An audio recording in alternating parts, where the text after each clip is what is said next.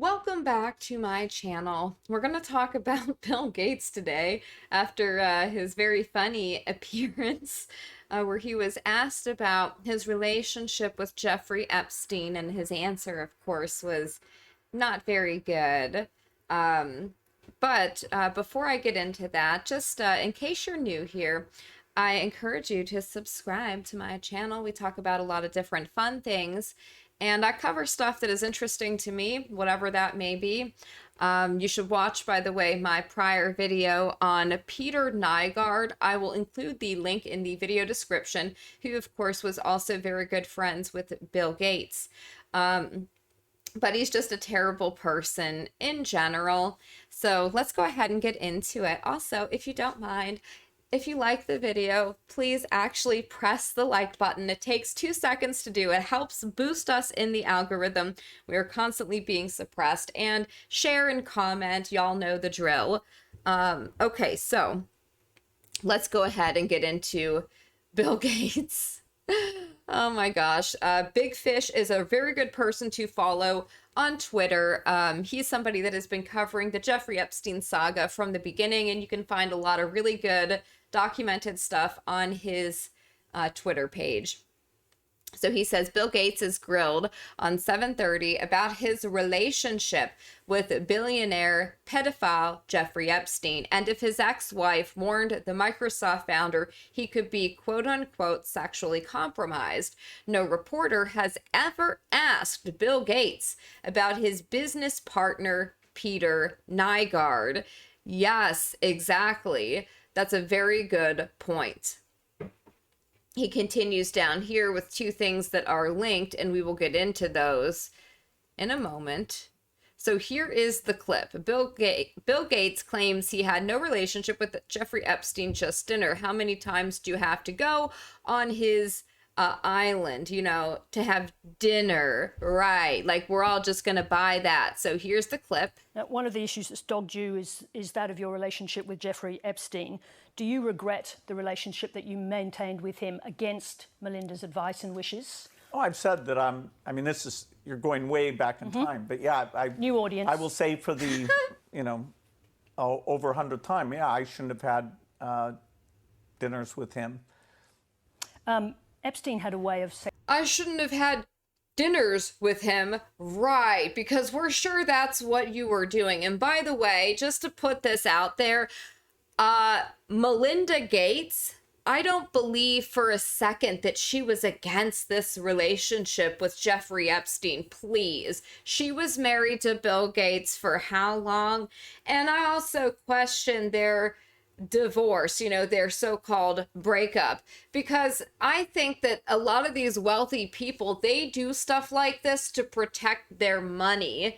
They get divorced on paper, but like, are they really separated? I don't know. These people seem to care about money more than anything else. So I don't think that Melinda is a innocent victim in all of this. She seems like an intelligent woman. She was aware of this. Look who she's been married to for a very long time. I mean, come on, guys. Sexually compromising people. Is that what Melinda was warning you about? No. I mean, no, I had dinner with him, and that's all. And that you regret the relationship, the acquaintance? That I had dinner with him. And the relationship between the foundation and Epstein, which there never was any relationship of any kind. Now, one of the issues that's dogged you is that of your relationship. Oh, really? There wasn't? There was no relationship there? All right, let's continue on. Here we go. Man arrested at Bill Gates' estate for reportedly trading CP. Yeah, that was from 2014.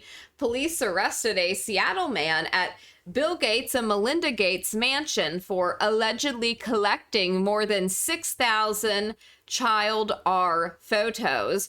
Rick Allen Jones, reportedly employed as an engineer at the Gates home, is also accused of trading P images via Gmail. Wow, really smart there. He is charged with possession of CP. The 51-year-old has been collecting CP for a decade, according to King County prosecutors. In 2013, investigators started looking at Jones. They were able to track him down in March after he shared a suspicious image through Gmail. After failing to find Jones at his Ballard apartment, police later found him at the estate. None of this alleged crime actually happened at the Gates mansion. Right. While Jones was talking to detectives at the Gates estate, 3 more detectives had a search warrant for Jones Ballard's apartment.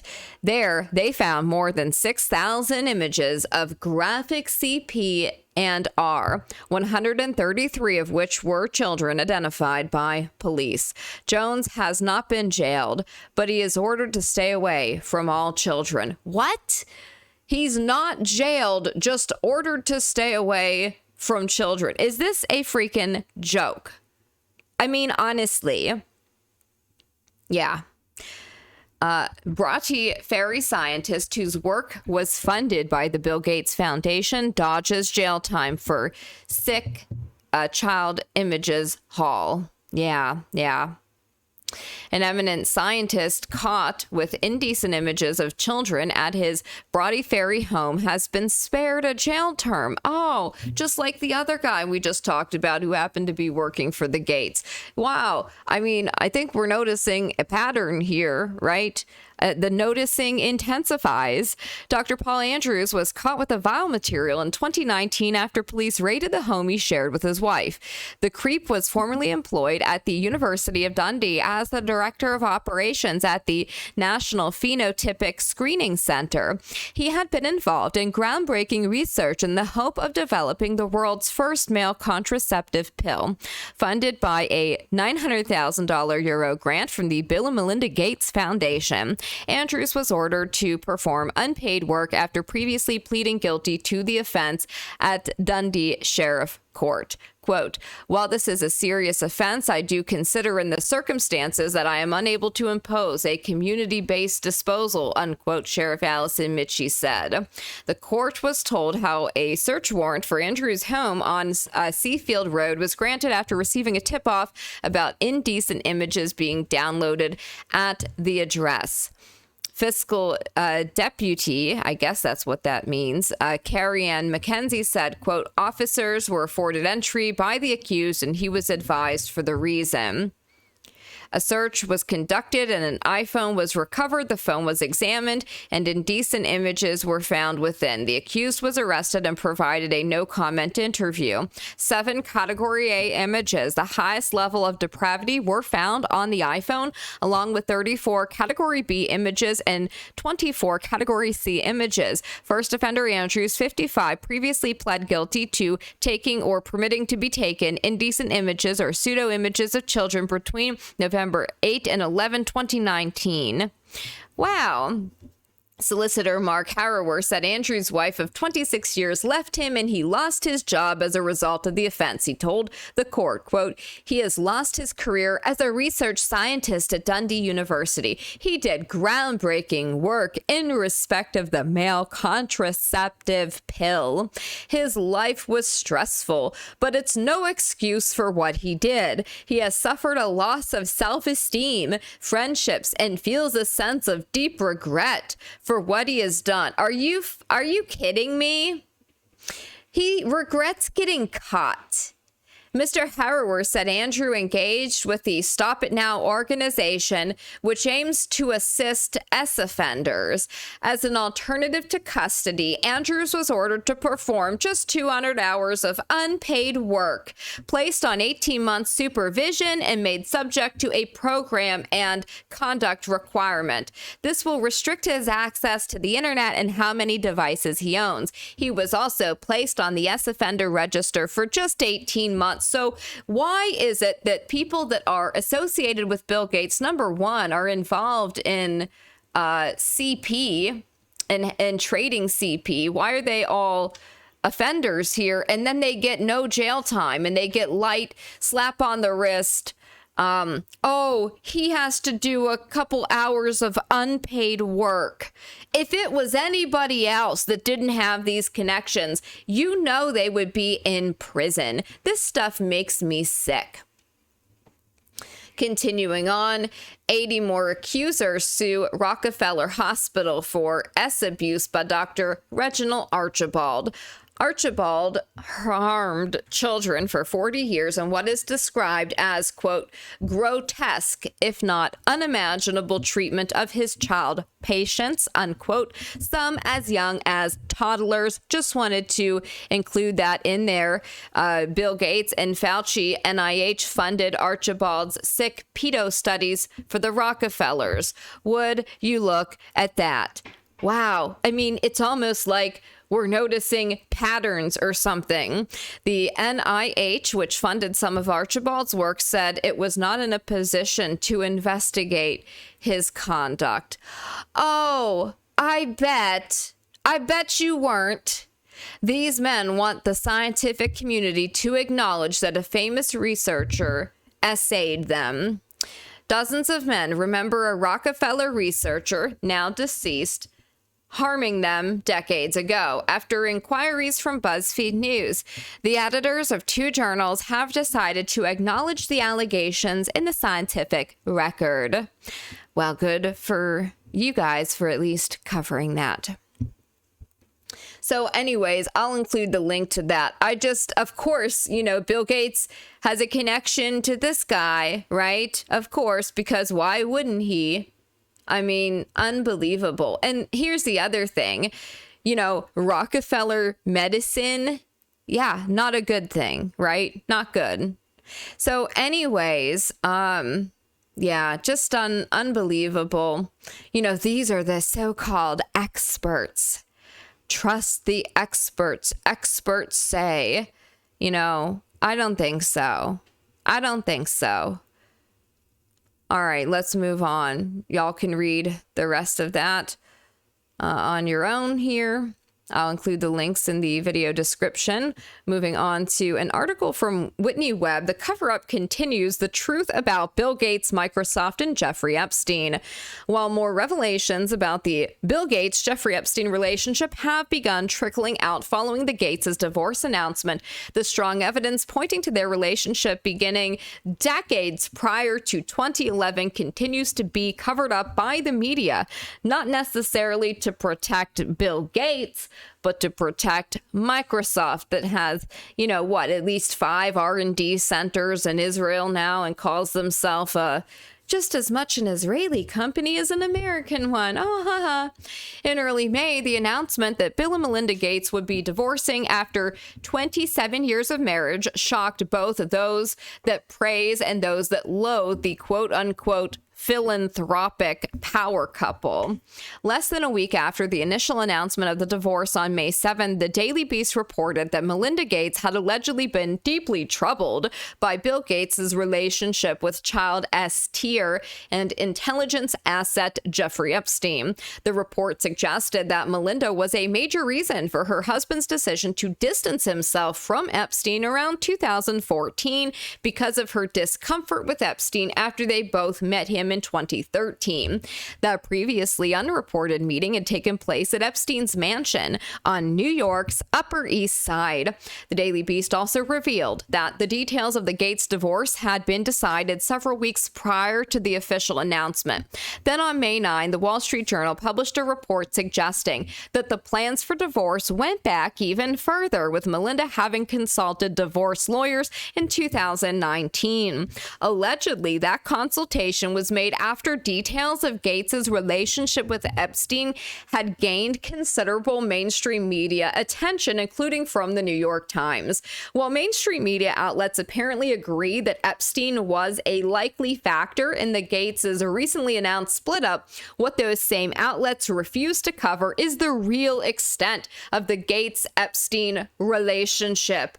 Indeed, the mainstream narrative holds Gates's ties to Epstein began in 2011, despite the evidence pointing to their relationship, in fact, beginning decades earlier.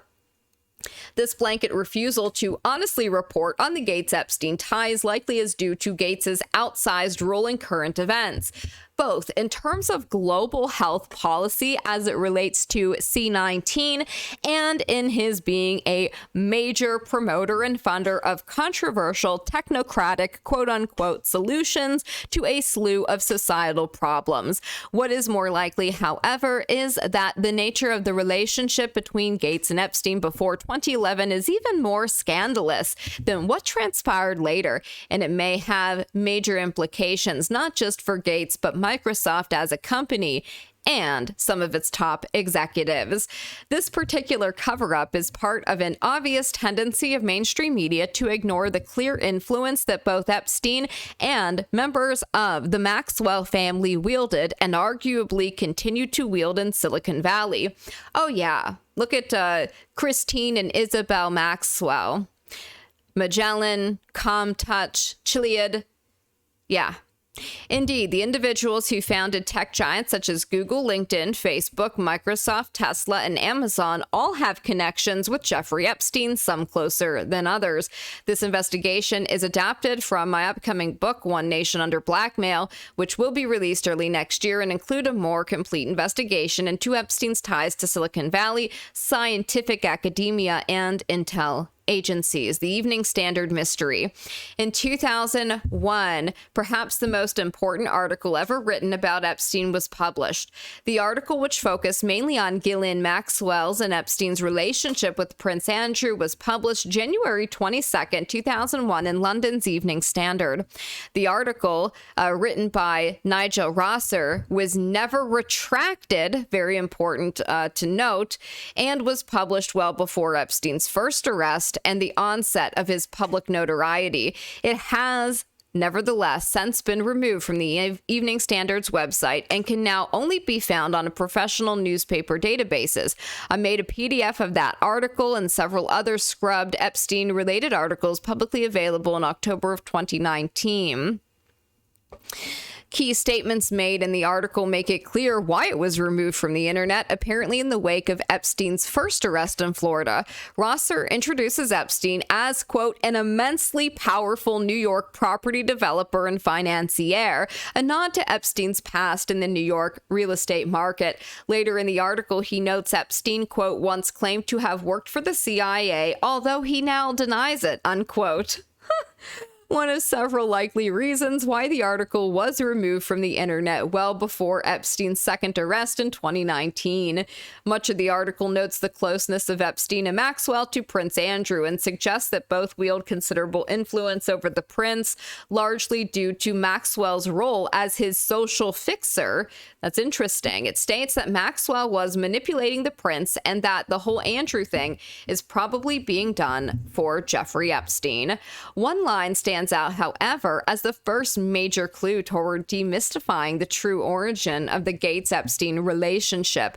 Soon after Rosser introduces Epstein in the article, he states that, quote, Epstein has made many millions out of his business links with the likes of Bill Gates, Donald Trump, and Ohio billionaire Leslie Wexner, whose trust he runs. Isn't that interesting? Isn't that interesting, guys? I mean, it's just disturbing to me. Both Wexner and Trump's relationship with Epstein prior to 2001 are well known and date back to the 1980s. Mainstream media, however, continue to report that Gates and Epstein first met in 2011 and have declined to follow the leads laid out by Nigel Rosser. I am personally aware of this withholding of information to a degree, as a BBC reporter contacted me in 2019 for details about this 2001 Evening Standard article, which I provided. To date, the BBC has never reported on the contents of that article. Notably, the BBC has received millions in funding for years from the Bill and Melinda Gates Foundation. Not only was Rosser's article never retracted, but neither Gates, Trump, nor Wexner disputed the claims made in the article at the time, which was well before Epstein became notorious. In addition, given that Gates is named alongside two known close Epstein associates at the time, Trump and Wexner, it further suggests Gates' ties to Epstein prior to 2001 were considerable enough to warrant his being mentioned alongside these other two men.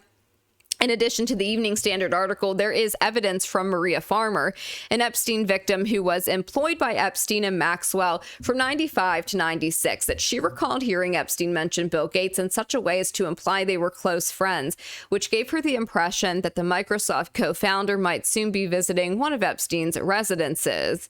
Now we get into Microsoft, McKinley, and Isabel Maxwell. Beyond these two key pieces of evidence, there's also the fact that prior to the Evening Standard article, which was published in 2001, Gates already had a documented connection to a business run by Ghislaine Maxwell's sisters, in which Ghislaine had a financial stake, which may offer a clue as to the true nature of the business links alluded to by Nigel Rosser. Furthermore, the odd nature of Gates's relationship with Isabel Maxwell, who has ties to the Promise software espionage scandal and to Israeli intelligence, is documented in a 2000 article from The Guardian. Twin sisters Christine and Isabel Maxwell, along with their husbands at the time, created the McKinley Group in January of 1992. Christine and Isabel had both previously worked for the front company, Information on Demand, used by their father, Robert Maxwell, to sell the backdoored Promise software to the U.S. government. After Robert Maxwell's death, Christine and Isabel, quote, wanted to circle the wagons and rebuild, and saw McKinley as a chance to recreate a bit of their father's, I guess, espionage legacy. The McKinley Group, however, was not just a venture of Isabel, Christine, and their husbands, as Ghislaine Maxwell also had a substantial interest in the company, according to a Sunday Times article published in November 2000. That same article also noted that Ghislaine, throughout the 1990s, had, quote, been discreetly building up a business empire as opaque as her father's, and that, quote, she is secretive to the point of paranoia, and her business affairs are deeply mysterious. She chose to describe herself as an internet operator during this period, even though, quote, her office in Manhattan refuses to confirm even the name or the nature of her business. There's the Maxwell family. Lovely. Another article appearing in The Scotsman from 2001 separately notes that Ghislaine, quote, is extremely secretive about her affairs and describes herself as an internet operator. It is unclear how involved Ghislaine actually was in the McKinley Group's affairs. However, during this period, she was operating an intelligence-linked SB operation with Jeffrey Epstein, and there was considerable overlap of their finances, as noted in press reports from the time and afterward.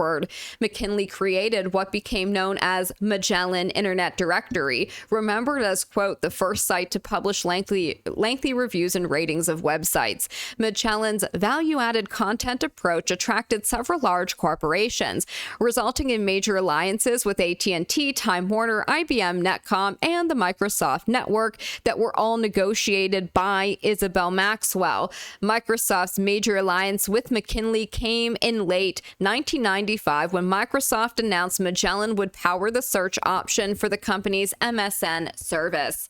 McKinley's fortunes fell as its efforts to become the first search engine to go public failed, igniting a standoff between Christine Maxwell and Isabel's then husband that also resulted in the company essentially falling behind other market leaders. As a result, McKinley missed the window for a second IPO attempt and continued to lag behind in adding ad revenue to their business model. Excite, which was later acquired by Ask Jeeves, ultimately bought McKinley Group and Magellan for 1.2 million shares of Excite in 96, which was then valued at 18 million. It was said that it was Isabel Maxwell who made the deal with Excite CEO at the time, George Bell, claiming she alone salvaged the purchase of McKinley. Very interesting indeed. So you can read more about this on your own. There's Nicole Junkerman, lovely, with Paul Allen. Ha, yeah. She is also working for Israeli intelligence and was a Jeffrey Epstein associate. Yeah, an intelligence asset, exactly.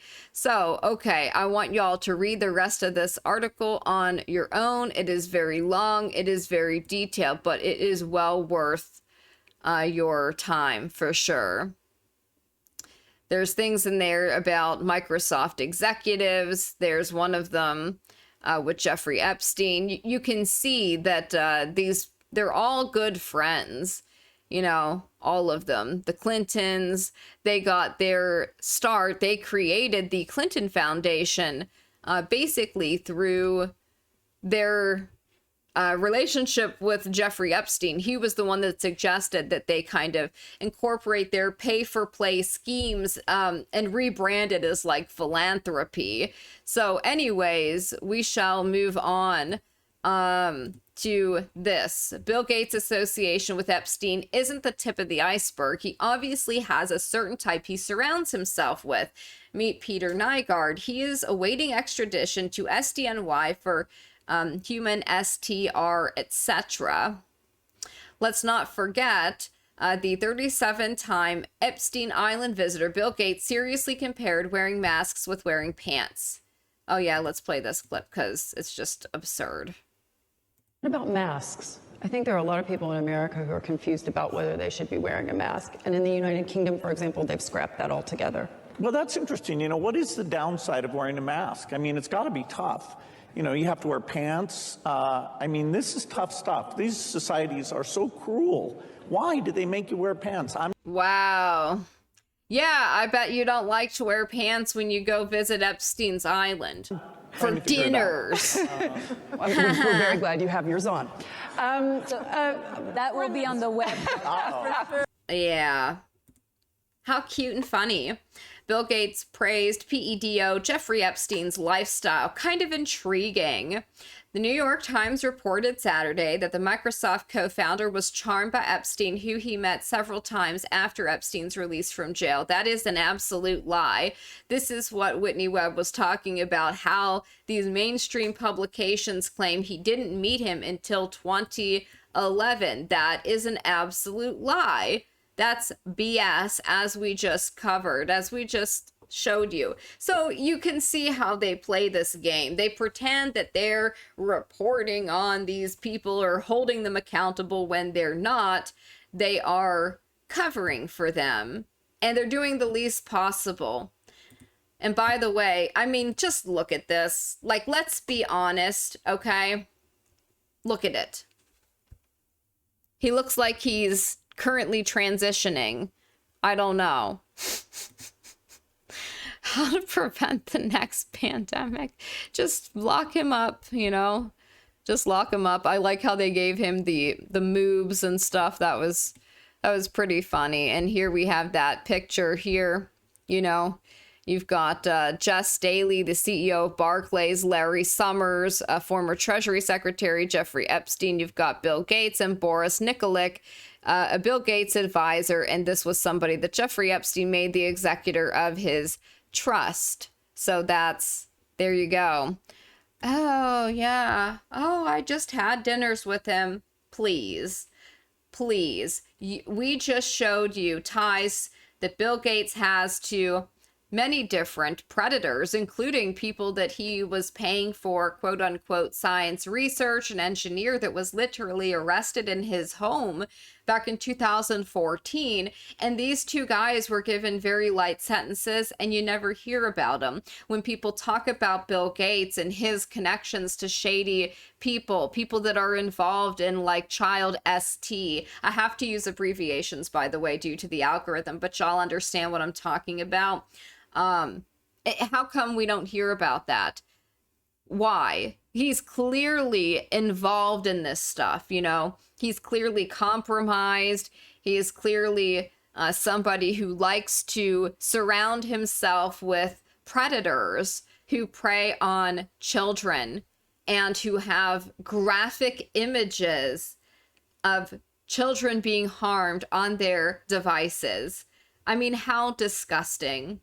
You know, it's not a mistake. It's not an accident. Birds of a feather flock together. I tend to believe that statement. I think that that is true. It would be one thing if it was a one-time mistake, but when you make a so-called mistake over 100 times, I mean, maybe it's not a mistake, right? Maybe it's a choice. So anyways, I'm interested to hear what you guys think about this. What are your thoughts on Bill Gates, his relationship with Peter Nygard and Jeffrey Epstein, the people that were employed by him, being paid by his foundation, that were arrested for horrific materials, CP materials? I'd like to know what you guys think about that. Also, just to put it out there, today is January 31st. It is the end of the month, the last day of the month, and I will encourage you guys to please, if you don't mind, subscribe to the K&K Film official YouTube channel. I will include a link to the channel in the video description, along with the links for everything we just covered here.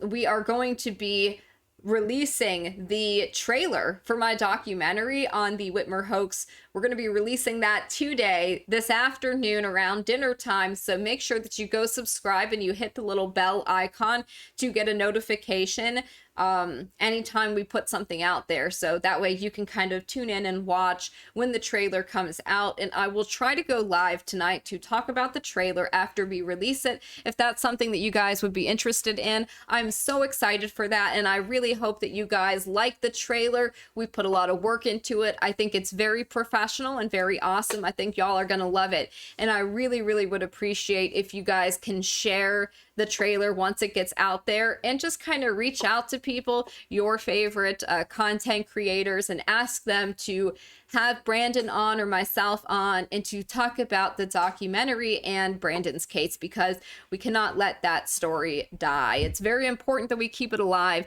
and it's important also that, you know, we let these agencies know that you don't get away with this stuff. Like, we're going to hold you accountable, okay? And we're going to expose what you did, and we're not going to stop talking about it until these men who were innocent, framed and entrapped, are home with their families.